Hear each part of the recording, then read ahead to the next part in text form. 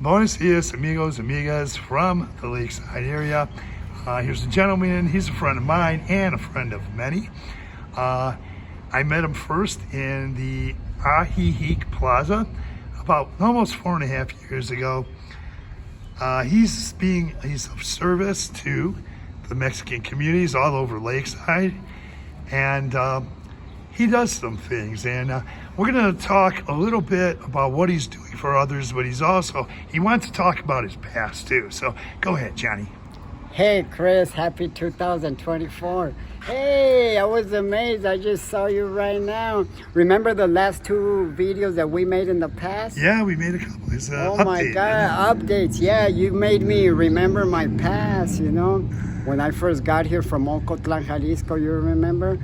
When I used to be a homeless for 5 months, for 5 months. And I also remember how you helped me out, when I was a homeless. Yeah, and a lot of other people. A lot of other people, how I had to sleep in the bench or the kiosco or the bathroom, outside the bathroom. I used to sleep there, And I remember when I was asleep, how you used to wake me up and you used to take me to the nearest restaurant and fed me, and other people did too, Yeah, you got help from the expats and Mexican residents. And Mexican, they still help me. Well, guess what, Chris? I'm going to tell you what I dedicate myself to do. I help others. I'm in a shelter. It's a rehabilitation center in Las Moras de Jocotepec, and I help people that are going through the same difficulties that I went through, I kindly ask for donations every day. It's a service, and the money goes straight to the shelter to buy stuff that we need, food for the people that we have housed in the shelter. We have many people, homeless people, and I know how it feels because I was a homeless myself for 5 months when I first arrived. Listen, I remember I arrived on the fiestas, and I remember in the fiestas, when I was around a lot of people, Chris, I felt good, happy.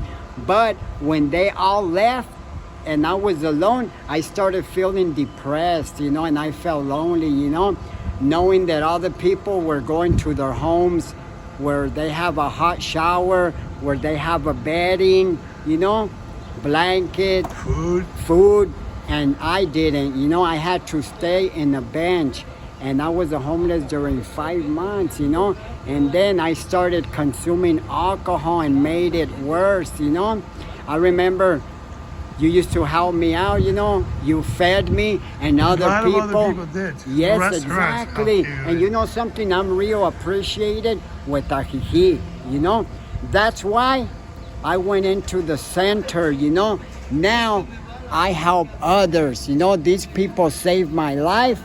And I wake up in the morning and I go out to look for donations. Sometimes I go all the way from Canacintas walking to Chapala, but I go in and out of restaurants and stuff, and I kindly ask for donations to take back to the shelter because we have a list of things, we're like a day ahead. We have a list of food, to make food, to cook food for the people that we have housed in the shelter, and we also clothe them, thanks to the donations that people give me, because a lot of people, like me just like I like them, because they help us out and they know what I do, what I dedicate myself to do, to help others just like they help me out, because I know how it feels, Chris, living in the streets, as a homeless, being hungry and stuff, just because I met a lot of people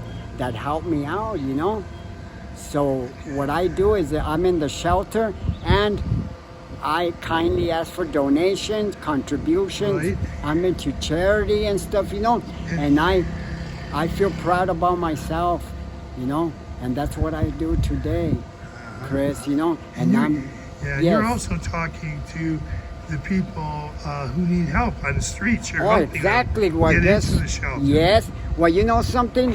While I'm asking for donations, I run into people, homeless people, or people that are using alcohol, substance, and I talk them into going to the shelter. I tell them my story, what I had to go through, and what I do the day of today. And I have many of them in the shelter. I convince them, you know, and they're over in the shelter, you know. Thank God. And that's what I do, Chris. I like to help people because I know how it feels being out in the streets, you know, in the coldness and stuff, you know. Yeah, so it's hard on people, and we're grateful for your service to the Mexican communities. And once again, you get a lot of contributions from the expats and the Mexican residents. And I want to say it all goes to good things. To the shelter. Yeah. It goes to good things. And we've been noticing that you have changed for those who know him down here. 4 years ago or so, he was terrible. It was terrible. Look at him today. Now, I want to also say, yeah, he's aside. I made some changes. Yeah, okay, I'm sorry. My hand got up there. Aside from the changes, you're helping help other people. Aside from the contributions, aside from the donations, you met a lady. And she helped you with your dental work. With my dental work. Yeah, you know, yes, I met a lady. She's a friend of mine, right? She took me to the dentist, and she bought me these teeth. She was with me from the beginning till the end, till I got them. You know, she paid for them and stuff, you know. And I'm real grateful with her. Every time I see her in the street, I hug her, and I tell her, hey, thank you. She goes, don't worry about it. You're a nice man, you know. And now I have teeth, you know.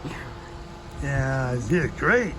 And you look great. 100% different than 4.5 years ago. Thank you. So if you see these gentlemen, talk with them. And once again, all the contributions go right to the shelter. The shelter, exactly. Center, and where everyone stays. And it's a great thing. So once again, very happy to meet you again, or see you again, rather. And wow, it's a good thing, good feeling to see you. So with that, I want to say, tap on that notification bell. You'll be notified of upcoming videos. And when you see Johnny or other men like him, please contribute something if you have it. And that's all from me. So we're going to say hasta luego. Bye. And okay, thanks for doing this interview, Johnny. Thank you, Chris. Okay.